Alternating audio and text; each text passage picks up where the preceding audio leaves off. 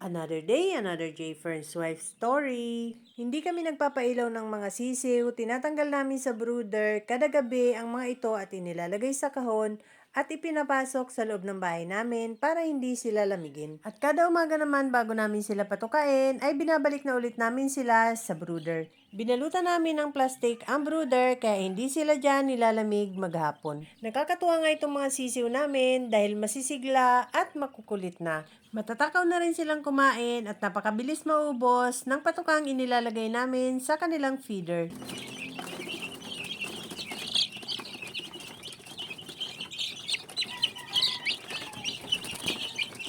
Yan.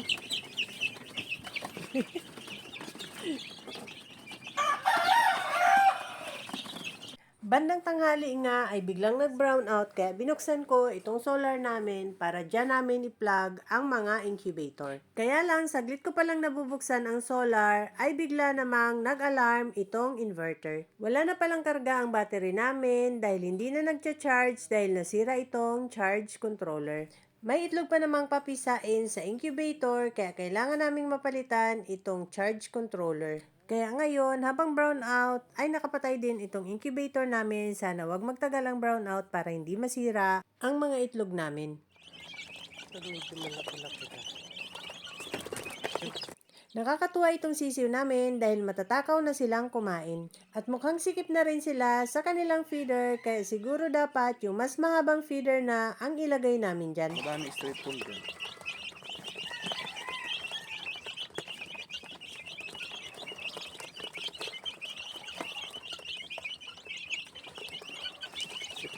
Itong mga sisiw na nasa kahon ay hindi na nilalamig kaya nilipat na namin sa folding. Kapag ganitong maliliit pa ang mga sisiw, ipinipwesto namin ang folding sa naiinitan para hindi sila nilalamig sa loob. Pinapainitan din namin sila kada umaga para tumigas ang mga buto nila.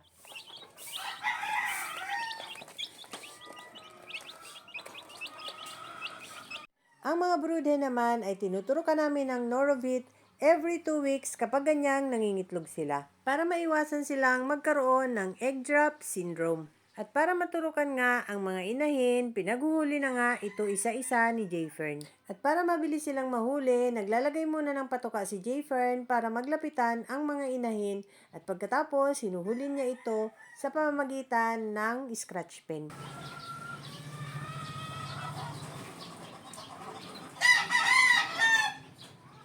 Pati itong dalawang broodcock na nambababa dito sa mga alpas ay tinurukan din ng Norovit ni Jayfern. Maganda ring natuturukan sila nito para healthy similya ang napuproduce nila para hindi nabubugok ang mga itlog ng mga inahin.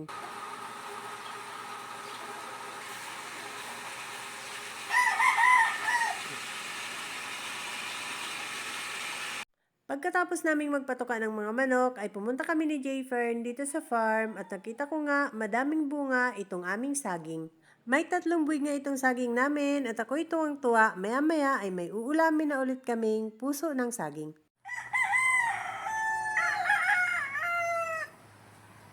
Pumunta nga kami dito sa farm para kuhanin yung isang manok na ipapadala sa Laguna.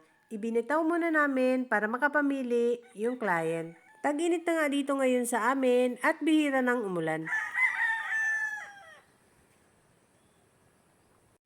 5 na lang ang alpas dito na mga baby stag. 5 baby stag na nga lang ang nakaalpas ngayon sa range area dahil karamihan sa kanila ay itinali na ni Richard sa cording area. Itong 5 natira ay hindi pa nag-aawayan kaya hinayaan lang muna ang alpas dito sa range area dahil wala nang bakante sa cording area.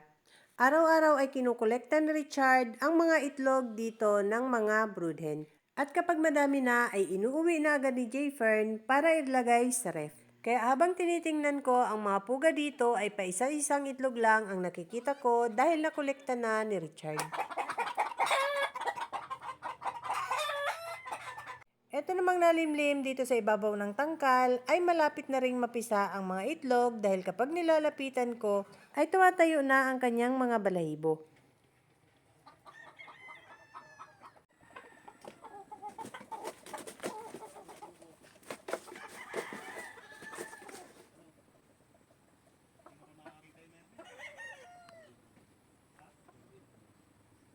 Kinukolekta ang mga itlog nila. May isang nangingitlog. Nest hunting naman ito.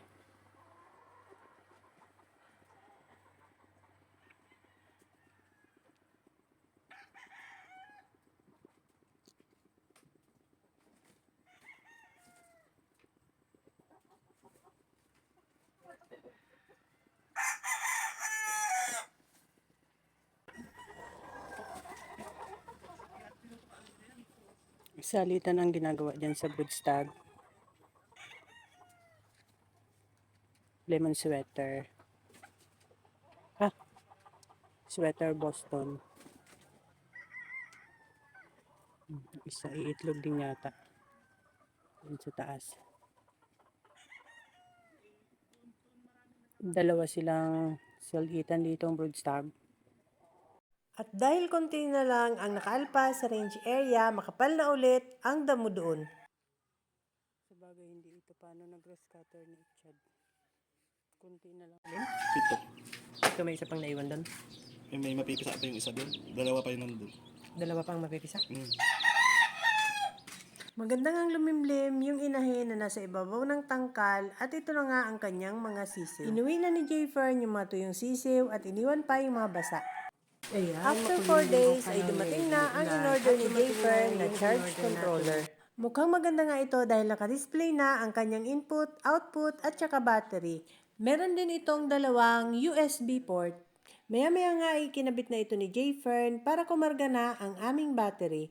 Pagkatapos nga ang ikabit ni Jayfern ay nagana naman kaso hindi nagcha-charge kasi makulimlim ngayon at umuulan. Yan, biglang umulan. Dahil biglang umulan, ibinuka ni Jayfern ang aming folding para ilagay dito ang mga manok na ipapadala sa Laguna para hindi mabasa. Maganda nga itong may folding dahil hindi lang ito pang keeping, nalalagyan din ito ng mga manok kapag ganyang biglang umuulan. Nilalagyan lang namin ito ng hapunan para hindi maapakan ng mga manok ang kanilang mga ipot.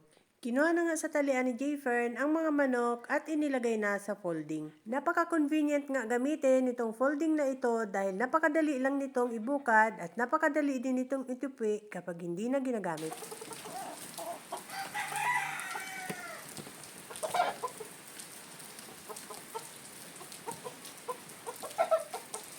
Kinapunan nga, inayos na namin ni Jayfern itong mga manok na ipapadala sa Laguna dahil nag-chat na yung driver ng van na magdadala nito.